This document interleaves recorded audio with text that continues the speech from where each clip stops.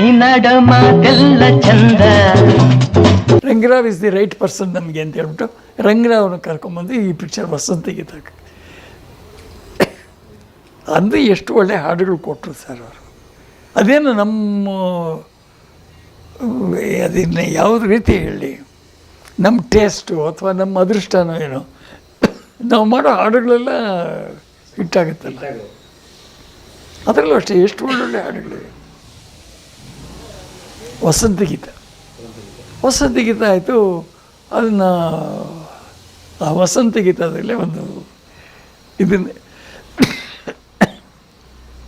ರಾಜ್ಕುಮಾರ್ ಹೇಳಿ ಕೇಳಿ ಇವರು ರಾಘವೇಂದ್ರ ಸ್ವಾಮಿಗಳು ಭಕ್ತರು. ಅವರು ವಾರಕ್ಕೆ 3 ದಿವಸ ಮಾಂಸಾಹಾರ ಮಾಡ್ತಾಯಿರಲಿಲ್ಲ. ಮಾಂಸ ಅಂದರೆ ಭಾಳ ಇಷ್ಟ, ಮಾಂಸಾಹಾರ ಅಂದರೆ ಭಾಳ ಇಷ್ಟ. ಅದರಿಂದ 3 ದಿವಸ ಬಿಟ್ಬಿಟ್ಟಿದ್ರು ಅವರು. ಸೋಮವಾರ ನಂಜುಂಡೇಶ್ವರನಿಗೆ ಭಕ್ತ, ನಂಜುಂಡೇಶ್ವರ ಭಕ್ತ. ಅದರಿಂದ ಪ್ರತಿ ಸೋಮವಾರ ಅವರು ಇರ್ತಿದ್ದೇ ಇರಲಿಲ್ಲ. ಯಾವುದು ಮಾಂಸ ತಿಂತಾ ಇರಲಿಲ್ಲ. ಗುರುವಾರ ರಾಘವೇಂದ್ರ ಸ್ವಾಮಿಗಳ ಭಕ್ತರು, ಅಪ್ರತಿಮ ಭಕ್ತರು. ಸೊ ಆದ್ದರಿಂದ ಅವರು ಆವತ್ತು ಮಾಂಸಾಹಾರ ಇಲ್ಲ. ಅದು ಮಂತ್ರಾಲಯ ಮಹಾತ್ಮೆಯಿಂದಾನೇ ಬಿಟ್ಟಿದ್ರು ಅವರು. ಶನಿವಾರ ವೆಂಕಟರಮಣ ಸ್ವಾಮಿ ಅವ್ರ ಮನೆ ದೇವರು.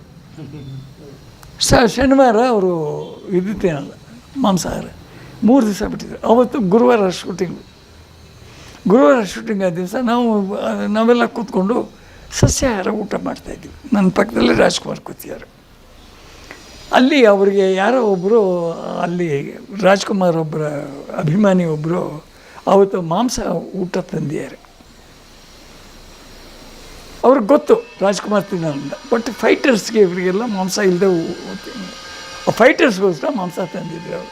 ಫೈಟರ್ಸ್ ಮಾಂಸ ಇಲ್ಲದೆ ಅವರು ಬದುಕೇ ಇರೋಲ್ಲ ಅವರು. ನಮ್ಮ ಫೈಟರ್ಸು ಸಿಸ್ಟಮ್ ಇದೆ ಅಂತಂದರೆ, ಈಗ ಬಿಡಿ, ಈಗ ಒಬ್ಬೊಬ್ಬ 3 ಪ್ಯಾಕೆಟ್, ಒಬ್ಬೊಬ್ಬನು ಭೀಮನೇನೆ ಅಲ್ಲಿರೋನು. ಸೊ ಒಬ್ಬೊಬ್ಬ 3 ಪ್ಯಾಕೆಟ್ ಬಿರಿಯಾನಿ ತರಿಸ್ಕೊತಾನೆ, ಅದು ಬೇರೆ ಸಮಾಚಾರ. ಆಗ ಅಲ್ಲಿ ಯಾರೋ ಅಭಿಮಾನಿ ಒಬ್ಬರು ಮಾಂಸ ದೊಡ್ಡ ಕ್ಯಾರಿಯರ್ನಲ್ಲಿ ಹಾಕ್ಕೊಂಡು ಮುದ್ದೆ ಮಾಂಸ ಎಲ್ಲ ತೊಗೊಂಬಂದೆ. ಅವರು ಫೈಟರ್ಸ್ಗೆಲ್ಲ ತಿಂದ್ಬಿಟ್ರು. ಅದರಲ್ಲಿ ಶಿವಯ್ಯ ಅದು ಫೈಟ್ ಮಾಸ್ಟ್ರು. ಶಿವಯ್ಯ ತಿಂದುಬಿಟ್ಟು ಬಂದು ರಾಜ್ಕುಮಾರ್ ಊಟ ಮಾಡ್ತಾಯಿದ್ದಾರೆ. ಅಣ್ಣ, ಈ ಥರ ಮಾಂಸ ನನ್ನ ಲೈಫಲ್ಲಿ ನಾವು ತಿಂದಿಲ್ಲ, ನನ್ನ ಹುಟ್ಟಿದಾರಭ್ಯ ಈ ಥರ ಮಾಂಸ ತಿಂದಿಲ್ಲ ಅಣ್ಣ. ಇವತ್ತು ನೀವು ರುಚಿ ನೋಡಲೇಬೇಕು, ಅದು ಹೆಂಗಿದೆ ಅಂತಂತೀರ, ಹಾಗೆ ಅಂತೀರ. ಅವನು ಹೋಗಲಿ ನೀವು ತಿನ್ನಲೇಬೇಕು, ನಾವು ಇಲ್ಲದೆ ಹೋದ್ರೆ ನಾವು ಊಟನೇ ಬಿಟ್ಬಿಡ್ತೀವಿ ಅಂತ ಅವರೆಲ್ಲ ಊಟ ಬಿಟ್ಬಿಟ್ರು. 6 ಜನ ಫೈಟರ್ಸ್ ಇದ್ದರು. 6 ಜನ ಫೈಟರ್ಸು ಊಟ ಬಿಟ್ಬಿಟ್ರು. ಅಣ್ಣ ತಿನ್ನೋವರೆಗೂ ನಾವು ತಿನ್ನಲ್ಲ ಅಂತ. ಎಷ್ಟು ಚೆನ್ನಾಗಿದೆ ಮಾಂಸ, ಅವ್ರು ತಿನ್ನೋರು ನಾವು ಮುಂದೆ. ಈ ಬಲವಂತಕ್ಕೆ ಏನು ಮಾಡಿದ್ರು ರಾಜ್ಕುಮಾರು, ಸರಿಯಪ್ಪ ಒಂದು ಪೀಸ್ ಹಾಕಿಲ್ಲ ನನಗೆ ಅಂದರು. ಅಲ್ಲೊಂದು ಪೀಸ್ ಹಾಕಿದ್ರು ಸರ್. ಪೀಸ್ ಹಾಕಿ ಇವನು ಖುಷಿಯಾಗಿ ತಿನ್ನಿ ಅಣ್ಣ, ನೀವು ತಿನ್ನಿ ಅಣ್ಣ ಅಂತ ಹೇಳ್ಬಿಟ್ಟು, ನಾನು ತಿಂತೀನಿ ಹೋಗಪ್ಪ ಅಂತ ಹೇಳ್ಬಿಟ್ಟು ಅವ್ನು ಕಳಿಸ್ಬಿಟ್ರು.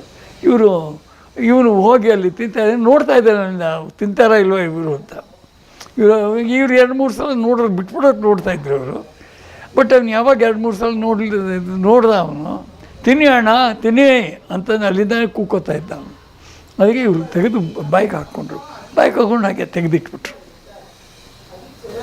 ಹಿಂಗೆ ಥರ ಫಸ್ಟ್ ಕ್ಲಾಸ್ ಆಗಿತ್ತಪ್ಪ ಅಂತ ಅಂದ್ಬಿಟ್ರು. ಸರಿ, ಅವರೆಲ್ಲ ಊಟ ಮುಗಿಸಿ ಬಂದರು. ಹೆಂಗಿತ್ತಣ್ಣ, ಚೆನ್ನಾಗಿತ್ತಲ್ಲಣ್ಣ ಅಂದ ಅವನು. ಅದಕ್ಕೆ ಏನು ಚೆನ್ನಾಗಿದೆ, ಕೊಳತು ಮಾಂಸ ತೊಗೊಂಬಂದು ಕೊಟ್ಟಿದೆ ಅಂದರೆ ನೀವೆಲ್ಲ ಹಿಂಗೆ ತಿಂದ್ರಿ. ನೀವು ಬಾಯಿಗಿಟ್ಟ ತಕ್ಷಣ ನಂಗೆ ಗೊತ್ತಾಯ್ತು, ವಾಸನೆ ಹೊಡಿತಾ ಇತ್ತು ಅದು. ಹೆಂಗೆ ನೀವು? ಇಲ್ಲ ಅಣ್ಣ, ನಮ್ಮದೆಲ್ಲ ಫೈಟರ್ಸ್ ಎಲ್ಲ ಹೇಳ್ಬಿಟ್ಟು. ಇಲ್ಲ ಸರ್, ನಮ್ಮದೆಲ್ಲ ಚೆನ್ನಾಗೇ ಇತ್ತು, ನಿಮ್ಗೆ ಹೆಂಗೆ ಕೊಳತು ಮಾಂಸ ಸಿಕ್ತು? ನಮಗೆಲ್ಲ ಚೆನ್ನಾಗಿತ್ತಲ್ಲ. ಏನಪ್ಪ, ನನ್ನ ಬಾಯಿಗೆ ಅದು ಕೊಳತು ಮಾಂಸ ಥರ ಇತ್ತು, ಬಿಡು, ನೀವೆಲ್ಲ ಚೆನ್ನಾಗಿತ್ತು ಅಂದ್ರಲ್ಲ. ಅವ್ರಿಗೆಲ್ಲ ಒಂದು ಊಟ ಮುಗಿಸಿದ್ರಲ್ಲ, ಅವರು ಹೊರಟ್ಬಿಟ್ರು. ಅವರು ನನಗೆ ಹೇಳಿದ್ರು, ಅಲ್ಲ ಭಗವಾನ್, ಏನಾದರೂ ರಾಯರ್ ಪವಾಡ ಅಂತೀರ ಇದನ್ನು? ಗುರುವಾರ ತಿನ್ನಬಾರ್ದು ಅಂತ ಇದೆ ನನ್ನ ಮನಸ್ಸಿನಲ್ಲಿ. ಬಾಯಿಗೆ ಹಾಕ್ಕೊಂಡ್ರೆ ಕೊಳ್ತಿದ್ದೆ, ವಾಸನೆ ಬರ್ತಾಯಿದೆ.